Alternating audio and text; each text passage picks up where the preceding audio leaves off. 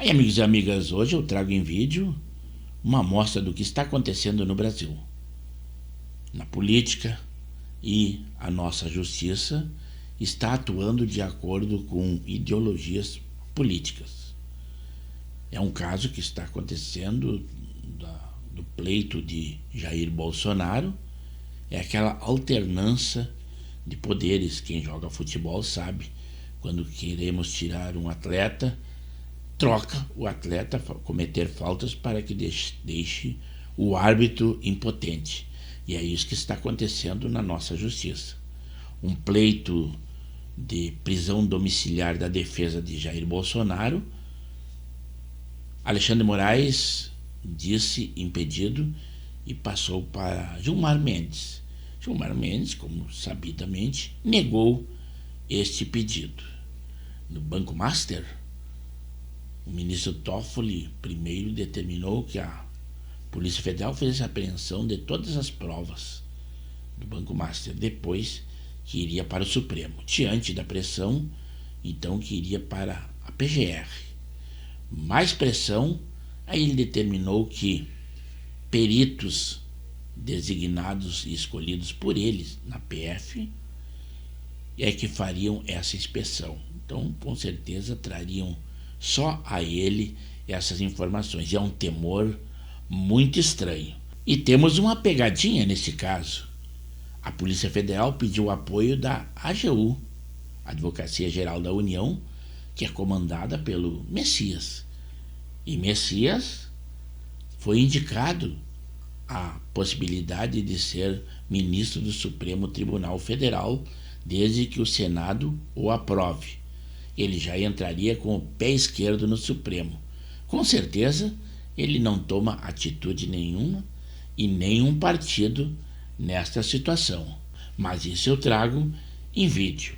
Primeiro, eu tenho a dizer a vocês que o presidente Lula não compareceu naquele ato da assinatura do acordo entre a União Europeia e o Mercosul.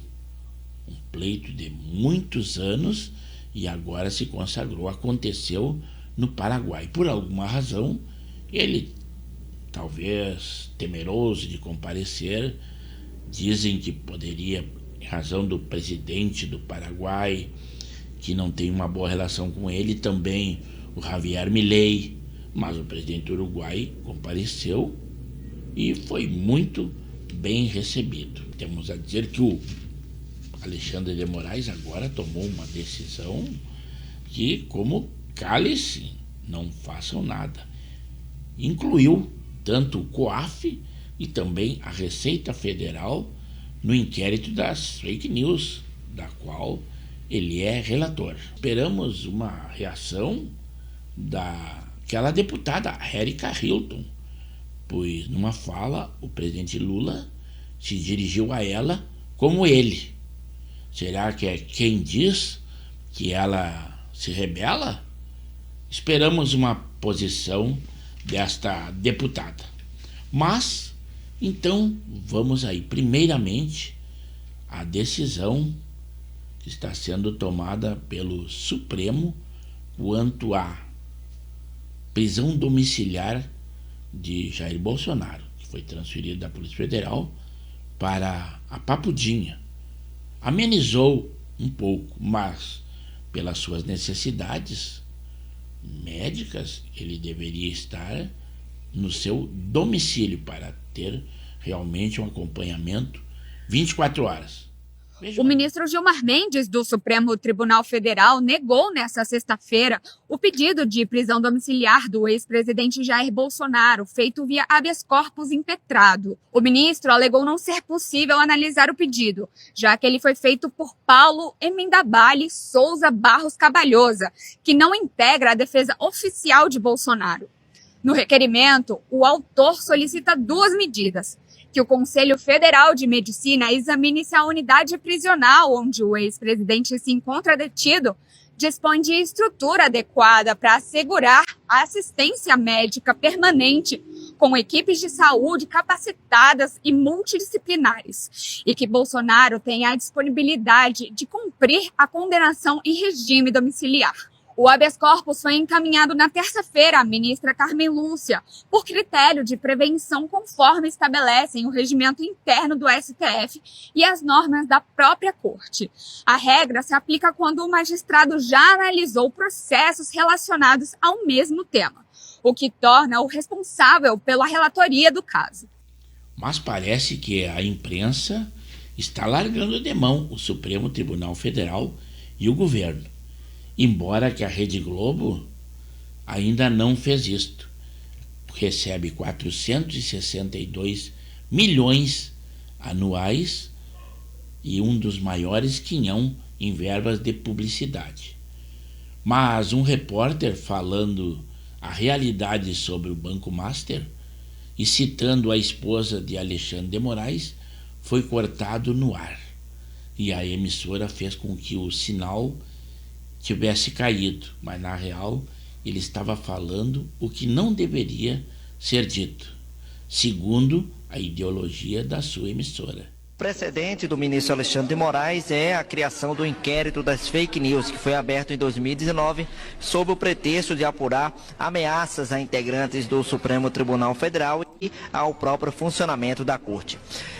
Então o ministro Alexandre de Moraes decidiu, dentro desse inquérito que já está aberto desde 2019, por determinação do então presidente do STF, ministro Dias Toffoli, que designou Alexandre de Moraes como relator, agora Moraes optou por incluir a COAF, que é o Conselho de Controle de Atividades Financeiras, e também a Receita Federal dentro dessa investigação. Essa decisão do ministro Alexandre de Moraes, que está atualmente como presidente interino do STF no recesso, acontece após a publicação de reportagens sobre o contrato que a esposa do ministro Alexandre de Moraes, a advogada Viviane Bassi de Moraes, o escritório dela, tinha... Opa! Caiu o áudio aqui com o nosso... Trago também a opinião de um jurista, de esquerda, da CNN, falando das atitudes do ministro Toffoli e qual o seu comportamento na forma da lei.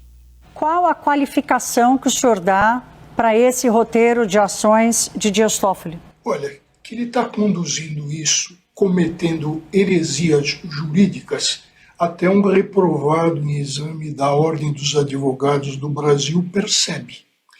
Agora, a sua atuação, não só por causa em primeiro lugar, nada justifica a atuação dele, porque ele não é competente. A primeira coisa que se ensina numa faculdade, ou se ensina a um juiz que assume uma função, passa num concurso público, é ele verificar se ele é competente. Nada justifica. Quer um exemplo disso?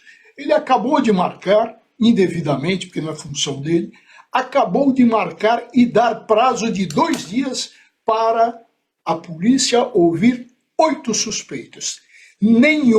Atenção, nenhum dos 8 suspeitos detém prerrogativa de foro, ou seja, nenhum é detentor de foro privilegiado. Então, nada se justifica. A partir disso, e da inversão tumultuária que ele vem fazendo, da insistência dele em adotar medidas fora do processo, não previstas na legislação processual, nós passamos a ter o quê? Qual é a conclusão? É uma só, Thaís, desculpe, mas ele perdeu a vergonha, porque a imparcialidade ele perdeu desde a viagem no jatinho. Mas trago também mais uma das frases infelizes do presidente Lula, falando e criticando de que pobre foi feito para trabalhar e não para estudar. E se queixando que o salário de 1.621 é muito pouco. Mas ele esqueceu que o presidente é ele. Não é mais Bolsonaro, que ele bota a culpa de tudo que é de ruim que está acontecendo hoje. Ele é o responsável e diz essa frase que acha pouco. Mas ele também acha pouco o salário dele. Tem todas as mordomias dele e da Janja pagas por nós contribuintes. O salário dele é limpinho, além de outras benesses.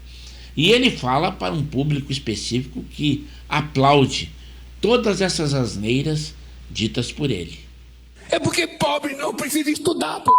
Vocês nasceram só para trabalhar. É porque pobre não precisa estudar, pô. Vocês nasceram só para trabalhar. Será que a gente não percebe isso? Então, Clemente, nós estamos apenas querendo começar a fazer um pouco de justiça. A política tributária é um pouco isso. É tentar fazer justiça tributária. Não pode a pessoa que vai comprar as coisas de comer pagar o mesmo imposto de renda que paga o Lula. Meu salário não é muito não, viu, José?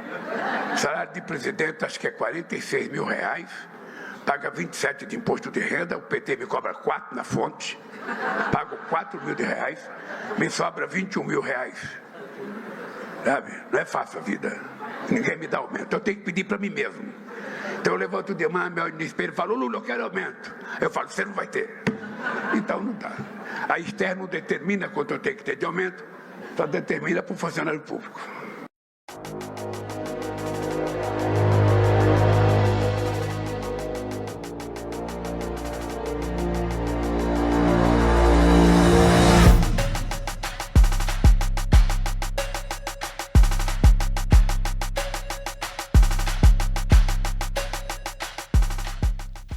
Mas eu peço a vocês que acham graça de tudo que o presidente Lula fala, que está alheio ao que está acontecendo na nossa política, a situação do ex-presidente Jair Bolsonaro, a situação do caso Master, que tenta de qualquer maneira ser abafado por gente grande, autoridades que talvez tenham algum envolvimento, e assistindo na íntegra, deem a sua opinião.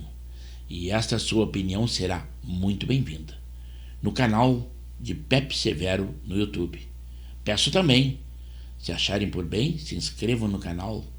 Temos edições diárias e os mais variados assuntos.